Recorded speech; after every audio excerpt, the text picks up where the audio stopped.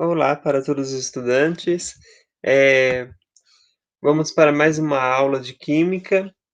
Essa aula de química de hoje, ela é sobre equilíbrio químico.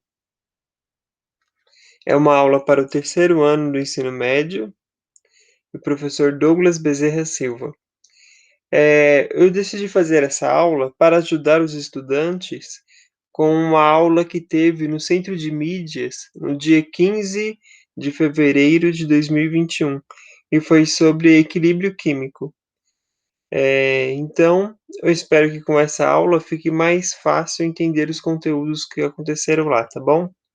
Vai ser uma aula bem simples. Bom, para fazer essa aula, eu vou utilizar aqui esse aplicativo para usar como lousa, tá bom? Então vamos falar um pouco sobre equilíbrio químico. Primeiro eu vou falar para vocês de 2 tipos de reações químicas. As reações químicas que não são reversíveis, ou seja, aquelas reações que acontecem e não tem como voltar atrás, e outras reações têm como voltar atrás. Então vamos falar um pouco sobre isso. Por exemplo, eu vou fazer uma reação química aqui irreversível, tá bom? Carbono reagindo com o gás oxigênio, O2, vai produzir o gás CO2, que é o gás carbônico, que todo mundo já conhece, né? O gás de efeito estufa. Ou seja, quando o carbono reage com o oxigênio, forma o gás carbônico, tá bom? Por que essa reação é irreversível? Porque não tem como aqui nessa reação o gás carbônico virar novamente oxigênio e carbono. Não tem como quebrar aqui a molécula de gás carbônico e transformar ela mais uma vez, né, novamente em carbono e oxigênio, ou seja, é irreversível. A partir do momento que o carbono reage com o oxigênio, né, na queima do carbono e produz gás carbônico, não tem como voltar atrás. Por isso que é irreversível. Então, essa reação, ela só ocorre nesse sentido da seta. Então, essa seta, além de ela indicar para a gente que houve uma transformação da matéria, né? Eu tinha uma coisa aqui que depois veio e se transformou em outra coisa. Além dessa seta indicar isso, ela indica também a direção que ocorreu a reação química. A reação química ela foi daqui dos reagentes para os produtos, tá bom? E não tem como voltar os produtos, por exemplo, não tem como quebrar a molécula aqui no meio e os produtos virarem novamente reagentes. Nesse caso, não tem como. Na queima do carbono, não tem como a molécula, desse jeito como eu estou mostrando, ela voltar a ser carbono e gás oxigênio. Então é uma reação irreversível, tá bom? Nesse sentido. Só que existem reações que são reversíveis e tem como voltar. Eu vou mostrar para vocês agora uma reação que tem como voltar. É uma reação que ocorre é, dentro do refrigerante. É uma reação que ocorre bem próximo da gente. Dentro de uma garrafa de refrigerante, ela vai estar ocorrendo. Que reação é essa? É a reação do gás carbônico, CO2, né? Aquele gás do refrigerante é o gás carbônico. O gás carbônico ele vai reagir com a água que tem dentro da garrafa de refrigerante, certo? Aqui é H2O.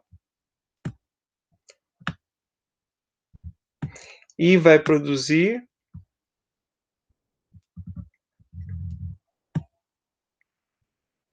vou colocar aqui de outra cor, vai produzir o ácido carbônico, que é H2CO3.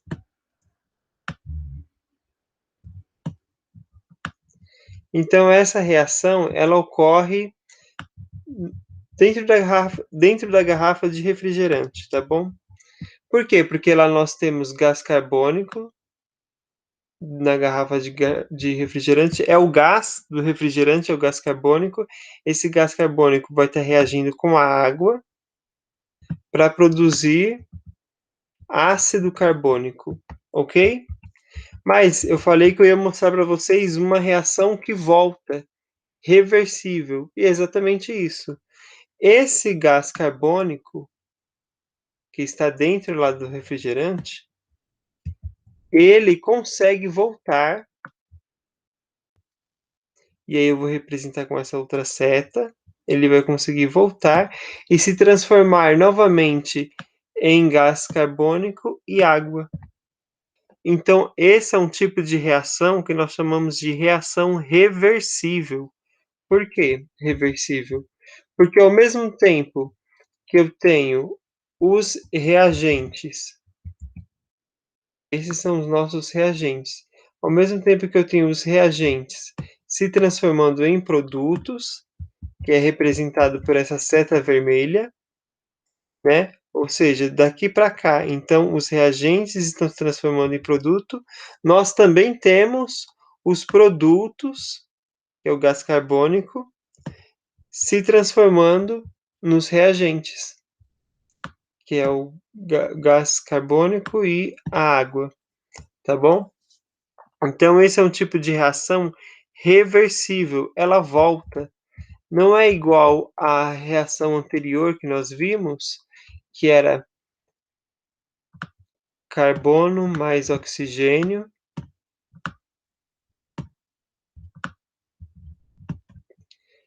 que dá gás carbônico, né? Essa reação não volta.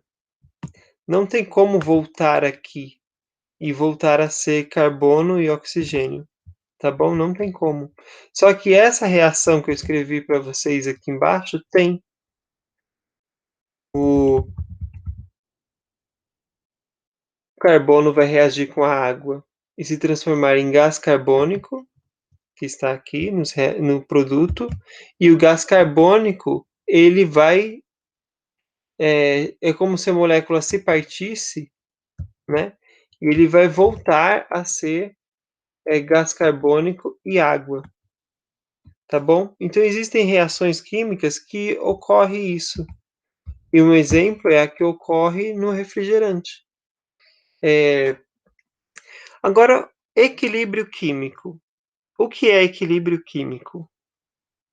Equilíbrio químico, ele vai ocorrer quando a mesma quantidade desses reagentes estiverem se transformando aqui no produto, a mesma velocidade que a reação ocorre nesse sentido, a reação também vai ocorrer nesse sentido, na mesma velocidade em que os reagentes estão se transformando em produtos, também ocorre na mesma velocidade que os produtos estão se transformando nos reagentes. Quando essa reação que nós estamos vendo aqui, ela ocorre na mesma velocidade para os dois lados, na mesma velocidade, nós dizemos então que essa reação está em equilíbrio químico, certo? Vou voltar a escrever aqui.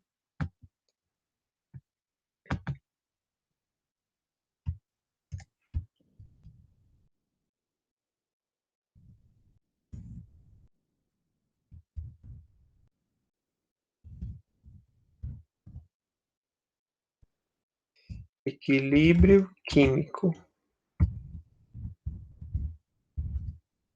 Então, quando nós teremos o equilíbrio químico? Quando a velocidade, nós teremos equilíbrio químico quando a velocidade de produção do produto, né, quando os reagentes que estão produzindo o produto ocorrer na mesma velocidade em que o produto está se transformando nos reagentes.